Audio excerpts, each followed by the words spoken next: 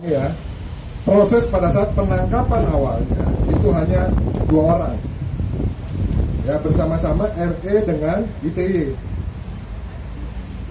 Setelah ditangkap dilakukan penggeledahan di mobil milik RE, itu ditemukan di dalam tasnya miliknya ITY. Itulah ketemu MP5 2 butir. Begitu ceritanya. Setelah itu dilakukan pengembangan.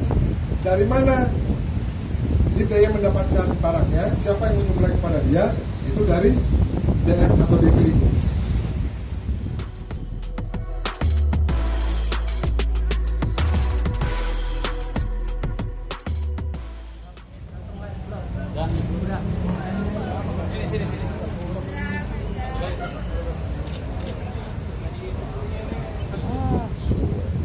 Ya, kita mulai ya. Selamat siang rekan-rekan media sekalian. Jadi hari ini kami akan menyampaikan rilis terkait dengan yang mungkin kemarin dipertanyakan oleh rekan-rekan, apa sih hasil pemeriksaan dari pengungkapan kasus narkoba yang melibatkan salah seorang public figure. Tapi sekali lagi sebelum kami menjelaskan, kami perlu menegaskan bahwa Sat Narkoba Polres Jakarta Barat itu melakukan kegiatan penegakan hukum. Kita tidak pandang bulu, tidak melihat profesi. Jadi apapun profesinya, apapun pekerjaannya, apapun latar belakangnya, perang terhadap narkoba ini menurut kami perang kita semua. Jadi kami akan lakukan tindakan tegas tanpa pandang bulu. Jadi kebetulan memang pasca ada penangkapan beberapa public figure, itu informasi dari masyarakat yang datang ke kami begitu banyak. Dan kami harus menindaklanjuti.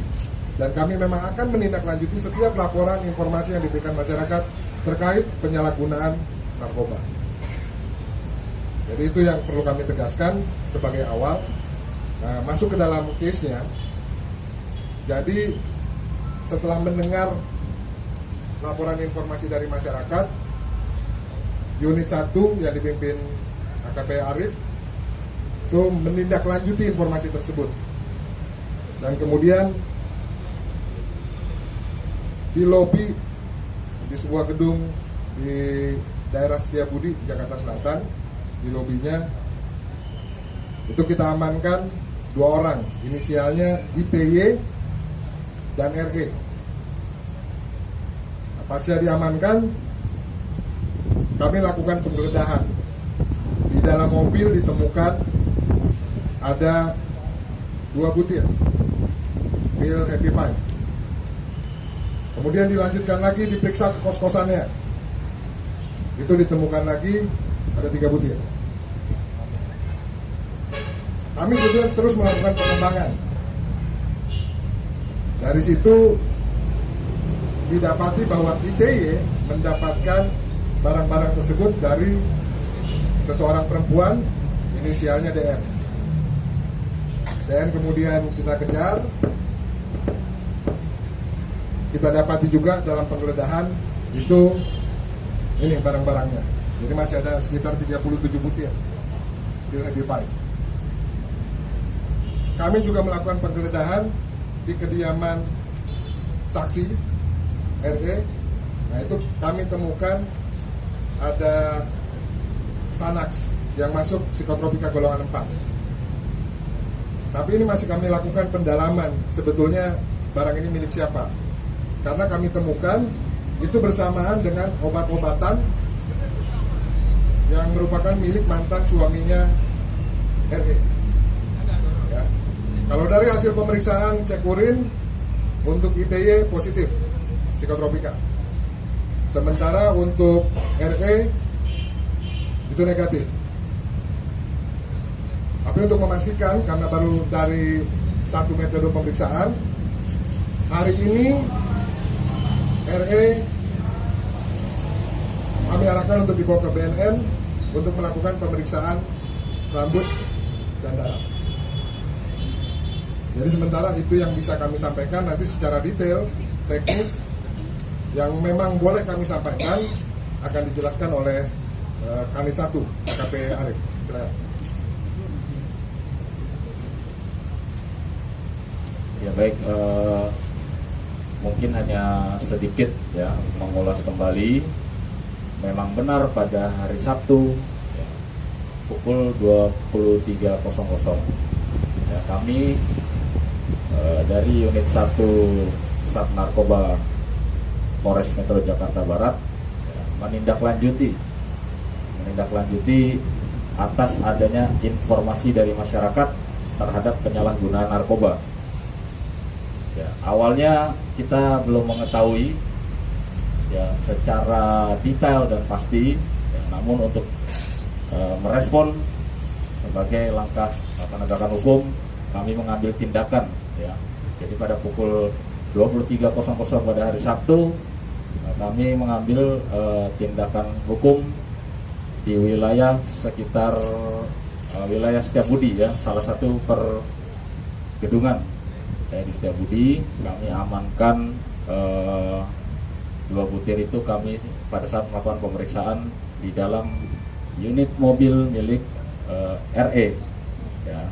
Lalu pada saat melakukan pemeriksaan secara mendetail kami menemukan 2 butir ya, diketahui bahwa berjenis Happy Five ya. 2 butir itu berada di tas milik asistennya RE ya, dengan inisial ITY. Nah, selanjutnya kami melakukan lidik lagi pengembangan mengarah ke salah satu rumah kos ya di wilayah Ben Hill. Rumah kos ini diketahui ditinggali oleh ITY. Pada saat pemeriksaan di dalam rumah kos kami temukan 3 butir.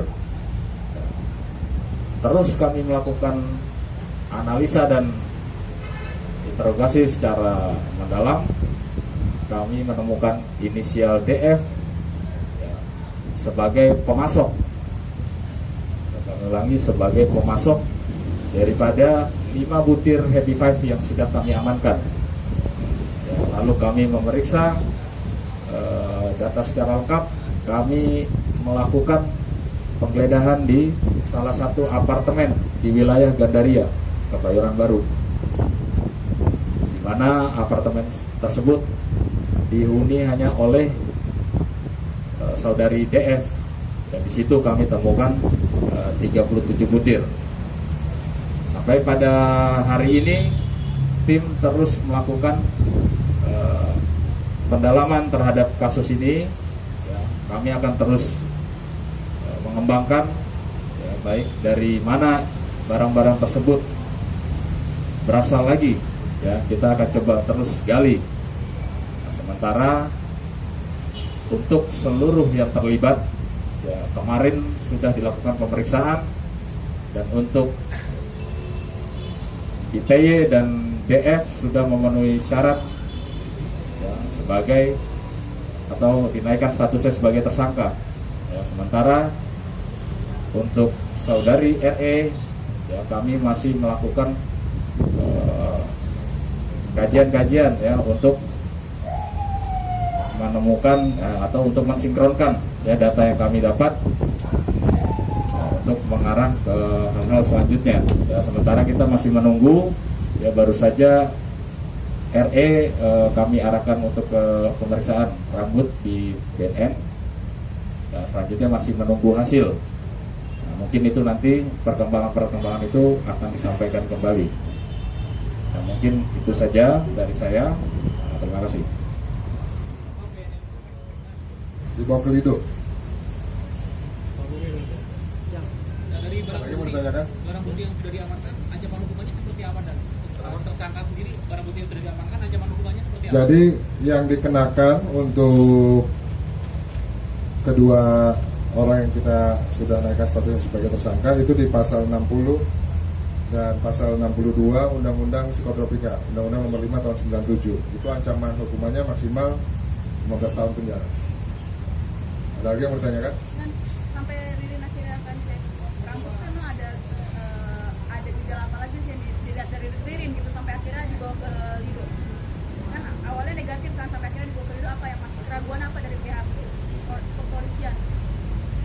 Jadi supaya pemeriksaan ini memang kami menunjukkan pemeriksaan ini dilakukan secara transparan. Ya. Karena kalau dari salah satu keterangan disebutkan dari saudara ITY bahwa setengah butir dari yang digunakan itu diberikan kepada saudari RE. Tapi di dalam pemeriksaan urin itu kemarin hasilnya negatif. Ini mungkin kadarnya terlalu kecil atau hal-hal lain.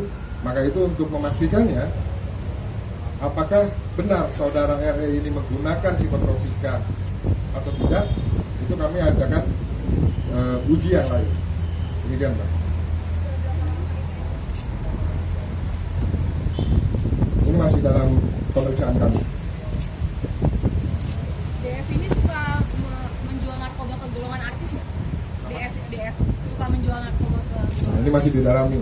Mungkin sebetulnya kemarin kalau boleh kami cerita, sebetulnya ini kan kasusnya sedang kami kembangkan.